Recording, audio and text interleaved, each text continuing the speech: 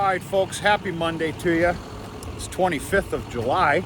It's about 9:30 a.m. This feels pretty stinking good.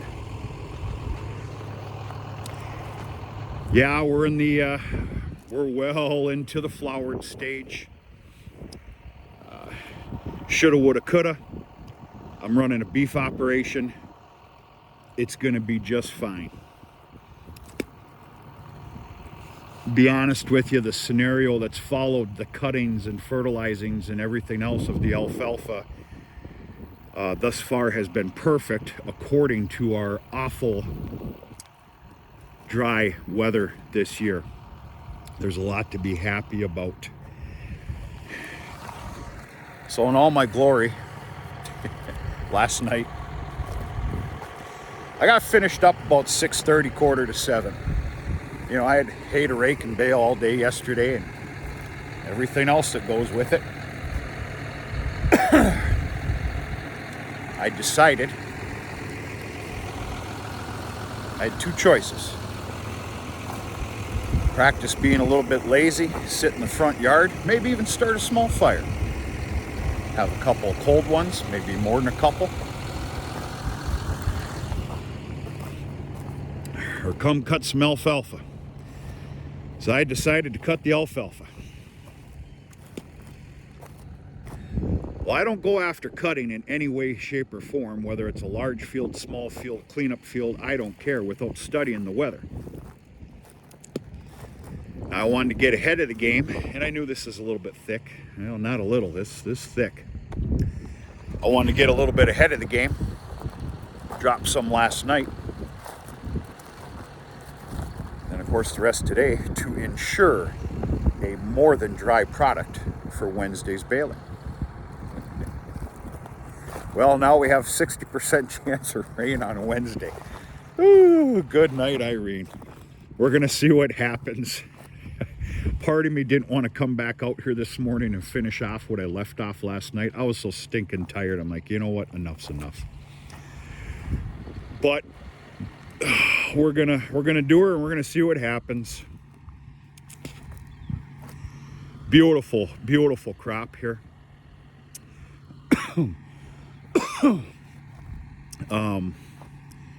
There is a pile of tonnage out here that I am so grateful for. And with the weather we've had and everything else, like I said, the timing scenario I think was perfect. Not that you can really plan. I can't plan for that. It was taken off in an earlier stage.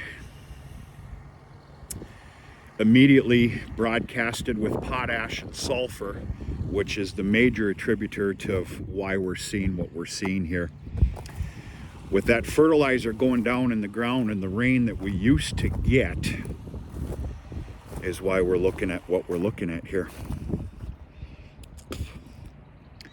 So I've got 3 cuttable fields right now as we speak.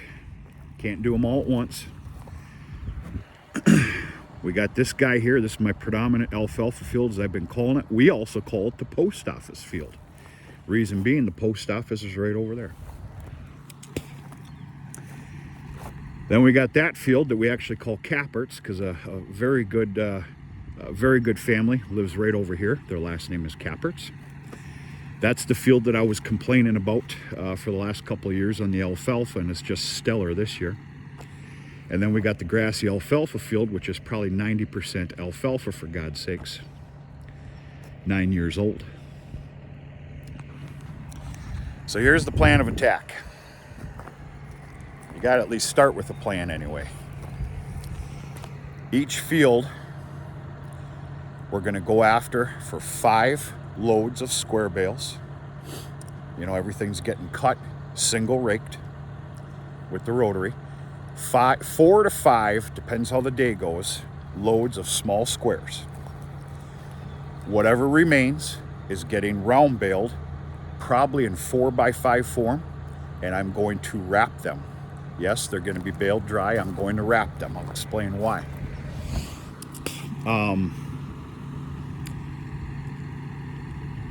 We need a lot of hay up in the hay mow yet. It's on me. I've kind of let go of the small square dealings here. because I wanted to concentrate on building that bale yard and, you know, the cattle feed for the winter in round bale form. I'm starting to find my comfort level. I dare even say that.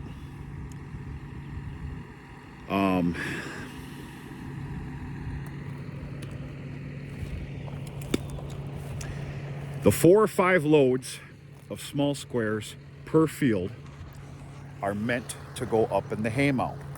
I am going to put a for sale ad out there though for, you know, pure-ish alfalfa. I always put a percentage behind it.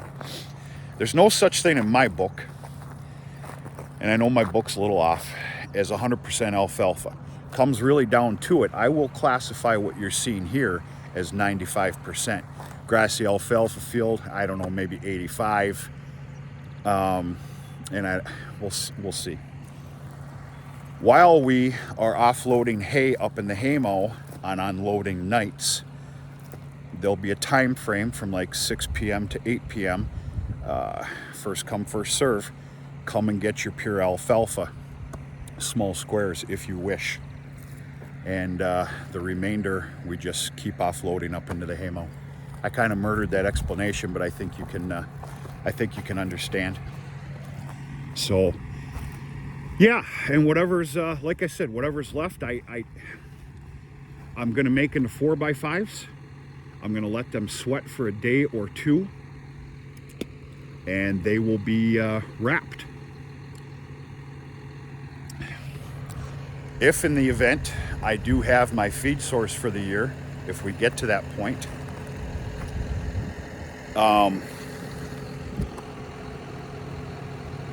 it'll be a sellable product. And if not, if I can't do that, the cattle are going to be eating very, very, very, very good. So that's my plan. You got to start with a plan anyway. Doesn't mean it's going to come to fruition, but that's the plan. A lot can happen, but we'll go from there. Pretty nice. I'd lay this wider, but I'm starting to flirt with it being too wide for the rotary to pick everything up.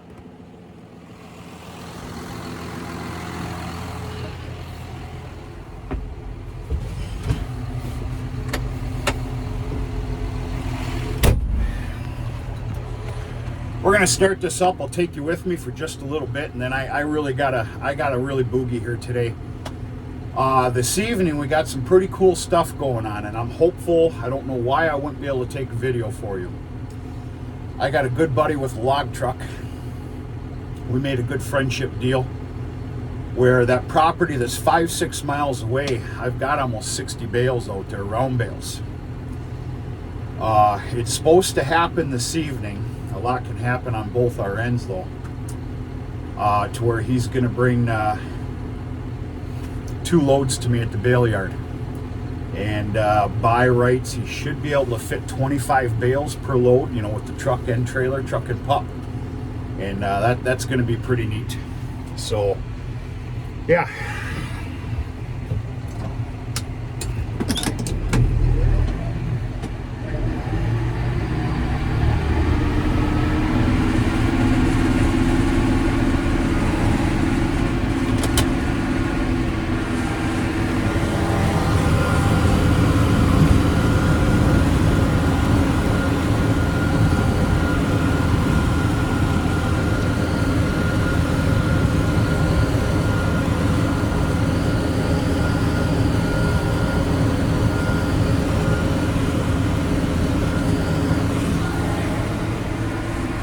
I got to finish up these runways here, and then I got another one over there, maybe about another hour, and then I need to get to that property that's 5-6 miles away, and I want to group those bales so it's easier on him, easier on everybody,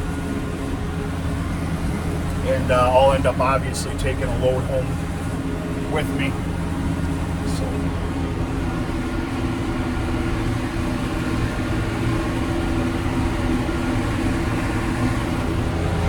Stay tuned. I hope to get you some footage of that log truck handling the bales. That's going to be pretty darn neat. And we're going to talk to you sooner and later. Hope you're having a good Monday.